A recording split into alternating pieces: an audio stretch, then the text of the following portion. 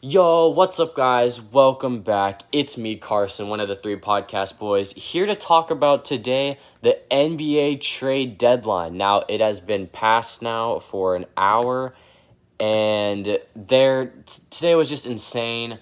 We're gonna start it off. We're gonna do only like the bigger trades of the trade deadline. There's a bunch of like little stuff for like second round picks, all that stuff, but mainly here today to focus on just the big stuff. And yeah, we're going to get all into it. Victor Oladipo, Nikola Vucevic, Evan Fournier, Aaron Gordon, all those guys. We are here. I am here today to discuss it. And if I start crying, in the midst of this video, it's because, you know what's up. But no. Let's get straight into it. Here we go. The first trade that happened this morning was Nikola Vucevic going to the Bulls for Wendell Carter Jr. and 2 first-round picks, as well as Otto Porter. Now, what do I think about this? I think this is great for the Bulls. That's just great. Getting Nikola Vucevic, obviously. Finally getting more help for Zach LaVine coming around. Now, the Bulls actually have like a big three now, kind of. You could say Kobe White, Zach LaVine, and Nikola Vucevic. That's just great, honestly, like for the Bulls. And for the Magic, though, I'm torn. Because Otto Porter, good player this year. Wendell Carter, good player this year. And 2 first-round picks. That's kind of fire. 2 first-round picks, that's actually good for them to get 2 first-round picks. I agree with that. I like that. Because they're obviously going into rebuild mode now because they traded away their 3 best players. So getting the 2 first-round picks is great. But, before we go any more into it, leave your comments down below of any of the trades that happened today because we're going to be discussing them as a group as soon as we can. But let's get on to the next one. Boom. Boston. Shout out, Darius. Your team is picking up Evan Fournier for 2 second-round picks. Now, that's insane. Great job, Danny Ainge. For 2 second-round picks? Seriously? Orlando, I like how you're going rebuild mode, but for 2 second-round picks for basically your second-best player, 20 points per game, Evan Fournier, I don't know. I don't really agree with that. Great for the Celtics, though. Good job, Boston, for picking him up for basically not a lot. This is actually one of my favorite trades for the day. Gary Harris, RJ Hampton, and a first-round pick for Aaron Gordon. Now, sadly, the Rockets, we couldn't get Aaron Gordon. But guess who did? The Nuggets getting Aaron Gordon for RJ Hampton and Gary Harris and a first-round pick. Now, RJ Hampton, I feel like he's going to play a lot better now. Gary Harris, he's already been playing, pretty good, pretty decent. I think he'll be better now. First-round pick, again, great for Orlando to get them picks. And Magic now with Aaron Gordon. What do we think about that? Good, bad? Obviously it's good to get Aaron Gordon. And also Orlando is including Gary Clark. So now I guess you could say they low-key have a starting lineup. They got Jamal Murray, Aaron Gordon, Nikola Jokic, pardon me, and Gary Clark coming off the bench now. Still got Bull in there. A bunch of other guys. I think the Nuggets are going to make a really good playoff push now. And yeah, good job, Denver, for getting Aaron Gordon. Next up, this trade is like the biggest neutral trade ever. Norman Powell for Gary Trent and Rodney Hood. Now, like I said, it's very neutral because Norman Powell, great player, been playing insane this year. I'd say one of the best shooters in the NBA. He's been lights out. For Gary Trent, another, been playing great this year, lights out shooter. And Rodney Hood, he's a good role player. So, who do I think won this trade? In my opinion, I think the Blazers won this trade. But at the same time, like the Raptors getting Gary Trent, that's great for them.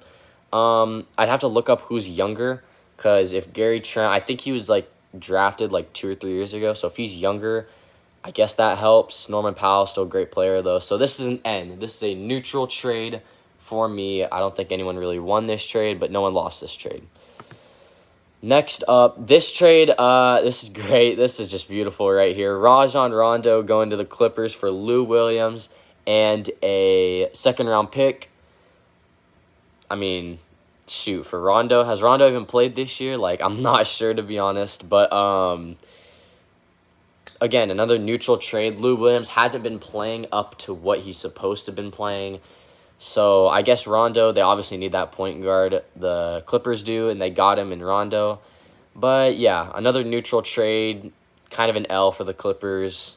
But, yeah, it's kind of crazy. And, okay, we're going to skip this. Houston Rockets acquire Avery Bradley, Kelly Olynyk, and a 2022 pick swap for, okay, we don't care about that. No. Why? Houston, if you ever see this video, I hope you do some real rethinking in your life. Because this trade, L for Houston, what were we thinking? I mean, it's either you lose him in free agency or we trade him. But Pat Riley taking the W again, finessing the Rockets, absolutely finessing them. For Victor Oladipo, yeah, I am definitely not happy about this trade at all. Avery Bradley, just no, just no. And Kelly Olynyk, actually, Kelly isn't bad. You know, he's not, it's Kelly Olynyk, though. I mean, he's not terrible. And then the 2022 pick swap could be really useful, but I doubt it's going to be anything insane. And for Victor Oladipo, we had to get him out of Houston. He did not want to be... Well, I don't know if he didn't want to be here, but it definitely just was not working out, I guess you could say. Yeah, not great for Houston. But for Miami, though, I'm going to talk about Miami first, Houston second, because I know kind of both sides pretty well. They're stacked. Miami is going to be stacked by the playoffs. That's all there is to it. They got Jimmy Butler, Goran Dragic, Victor Oladipo, Tyler Hero, Duncan Robinson, might sign LaMarcus Aldridge. Like, Miami, y'all are going crazy. Like, this might change my finals prediction for the year. I had my finals prediction, Lakers-Nets, probably for the whole season now. I think it might be Heat-Lakers. I don't know. Like, it's just insane what Miami have done to finesse the Rockets for Oladipo. But yeah, that's from Miami's side. Obviously, they finessed Houston. They got Victor Oladipo for basically nothing. Now let's talk about the Rockets. Me coming from a Rockets fan, I'm heavily disappointed in this trade. We might as well kept him and just released him in free agency. Might have done like a sign and trade in free agency at the offseason. Doing this trade made no sense for us, honestly. It's either we kept him and he leaves, or we traded him and we're supposed to get. I would have been fine. I would have been completely fine with Tyler Hero and a first for Victor Oladipo, Duncan Robinson, and Precious. I don't know how to pronounce his last name, but Precious for a second-round pick for Oladipo. Kendrick Nunn and a first, Oladipo.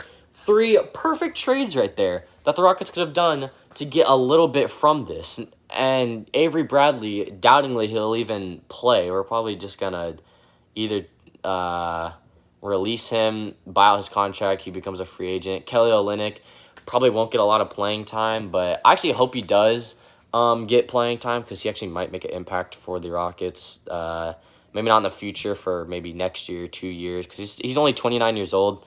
So he might make a stretch 5 coming off the bench. Might help us. 2022 pick swap. Could be good, could be bad. I'm just not sure. But one thing I am for sure of, this trade sucked. Moving on, sadly, RIP Houston.